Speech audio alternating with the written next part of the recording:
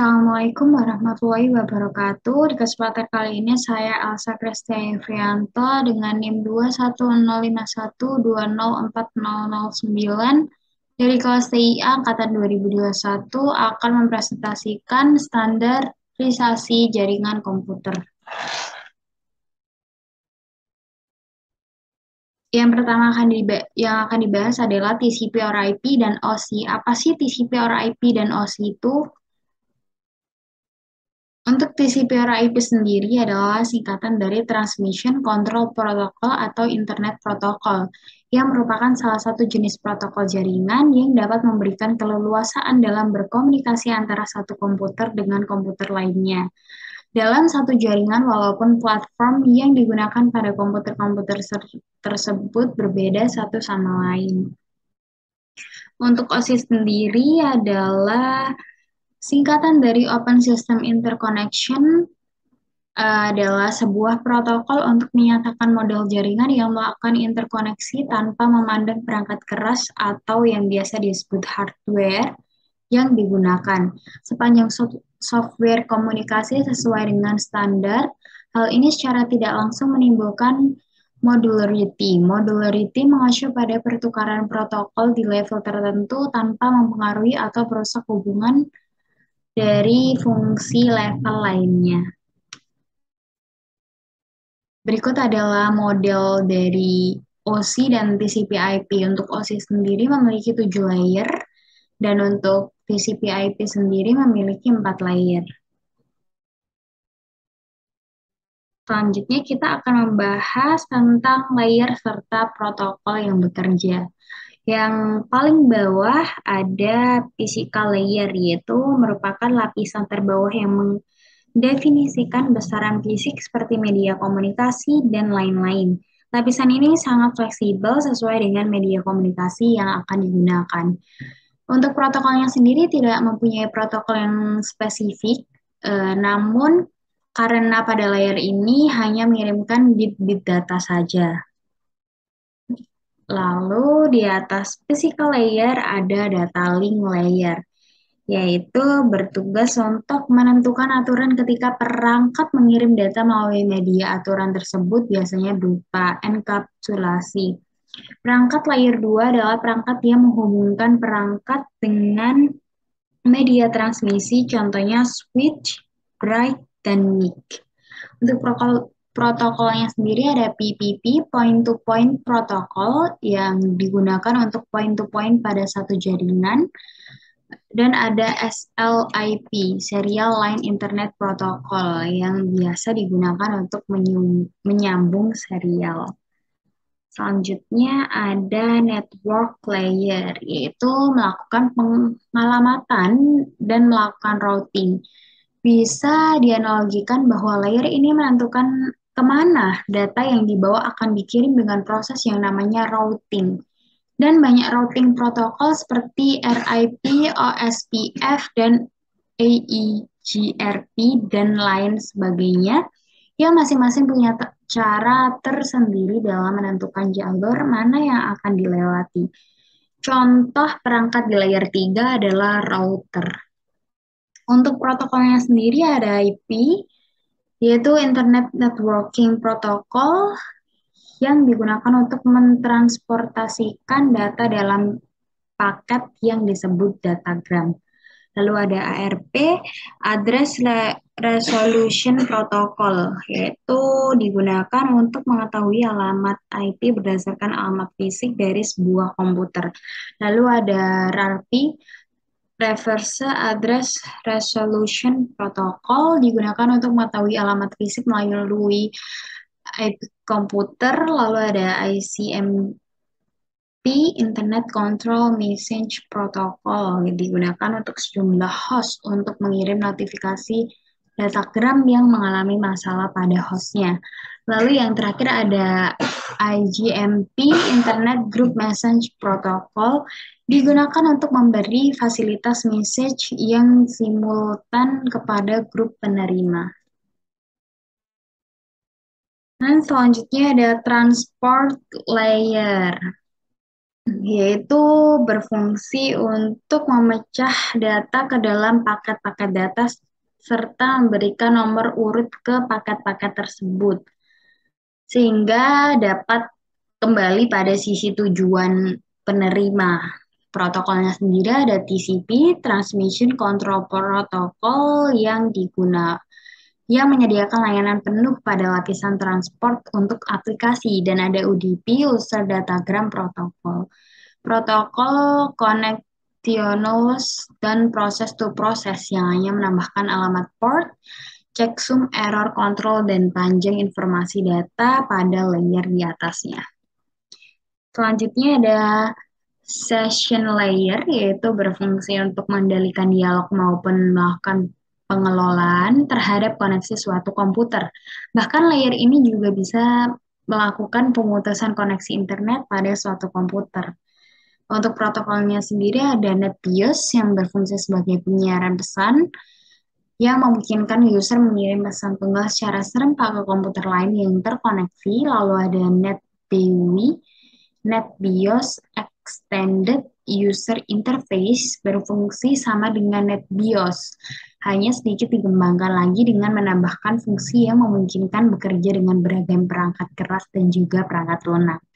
Ada juga ADSP, Apple Talk Data Stream Protocol, yang berfungsi untuk memantau aliran data di antara dua komputer dan memeriksa aliran data tersebut agar tidak terputus. Lalu ada PAP, Printer Access Protocol, digunakan untuk akses pada jaringan Apple Talk dan untuk mengendalikan bagaimana pola komunikasi antar node. Dan SPDU, Session Protocol Data Unit, yang berfungsi mendukung hubungan antara dua session service user. Selanjutnya ada presentation layer, yaitu berfungsi untuk mengidentifikasi sintaks yang dipakai suatu hash jaringan untuk berkomunikasi. Layer ini sendiri perlu memberi enkripsi serta deskripsi data yang nantinya akan dipakai dalam layer application. Pada layer presentation, data akan terenkripsi dan dekripsi otomatis melalui sistem. Untuk protokol yang sendiri ada Telnet, yaitu digunakan untuk akses remote masuk ke suatu host, data berjalan secara lain. Ada SMTP, Simple Mail Transfer Protocol, yaitu yang biasa digunakan dalam pengiriman email di internet atau untuk mengirim data dari komputer ke server email penerima. Dan ada SNMP, Simple Network Management Protocol, yaitu digunakan dalam suatu manajemen jaringan. Selanjutnya ada application layer, yaitu menjelaskan spesifikasi untuk lingkup di mana aplikasi jaringan berkomunikasi dengan layanan jaringan. Menyediakan jasa untuk aplikasi pengguna, layer ini bertanggung jawab atas pertukaran informasi antara program komputer seperti program email dan service lain yang jalan di jaringan seperti server, printer, atau aplikasi komputer lainnya yang berfungsi sebagai antarmuka dengan aplikasi. Fungsionalitas jaringan mengatur bagaimana aplikasi dapat mengakses jaringan dan kemudian membuat pesan-pesan kesalahan. Untuk protokolnya ada HTTP, Hypertext Transfer Protocol, yang digunakan untuk mentransfer dokumen dan web dalam sebuah web browser. Lalu ada FTP, File Transfer Protocol, yaitu protokol internet yang berjalan dalam layer aplikasi yang merupakan standar untuk mentransfer file komputer antar mesin. Lalu ada NFS, Network File System, yaitu protokol yang memungkinkan pengguna di klien komputer untuk mengakses file melalui jaringan dengan cara yang sama dengan bagaimana penyimpanan lokal yang diaksesnya. Lalu ada DNS, Domain Name System, digunakan untuk memberi suatu nama domain pada sebuah alamat IP. Ada POP3, Post Office Protocol, yang digunakan untuk mengambil mail dari suatu mail transfer agent. Ya, akhirnya mail tersebut akan di-download ke dalam jaringan lokal. Lalu ada MIME, Multi-Purpose Internet, Mail extension digunakan untuk mengirim file.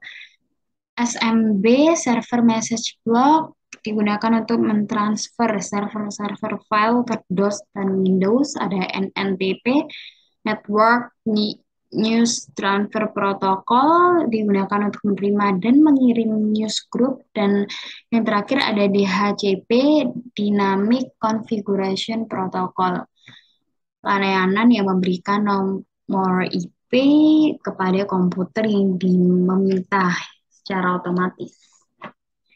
Selanjutnya yaitu cara kerja TCP or IP. Layer-layer dan protokol yang terdapat dalam arsitektur jaringan TCP or IP sendiri menggambarkan fungsi-fungsi dalam komunikasi antara dua buah komputer. Setiap lapisan menerima data dari lapisan di atas atau di bawahnya, kemudian memproses data tersebut sesuai dengan fungsi protokol yang dimiliki dan meneruskan ke lapisan berikutnya. Ketika dua komputer berkomunikasi, terjadi aliran data antara pengirim dan juga penerima melalui lapisan-lapisan di atas pada pengirim. Aliran data adalah dari atas ke bawah. Lalu selanjutnya ada cara kerja OSI sendiri, yaitu yang ada application layer akan mengirim data yang dikirim oleh user pada perangkat komputer penerima. Lalu terjadi versi email menjadi sebuah format jaringan. Lalu pada session layer akan dibentuk sesi perjalanan data hingga seluruh proses pengiriman data selesai dilaksanakan. Lalu pengiriman melakukan pemecahan data di transport layer dan dikumpulkan kembali pada transport layer penerima. Network layer membuat alamat untuk mengarahkan data ke tujuan dengan benar. Lalu akan dilakukan pembentukan data menjadi bentuk frame serta alamat fisik dalam data link layer.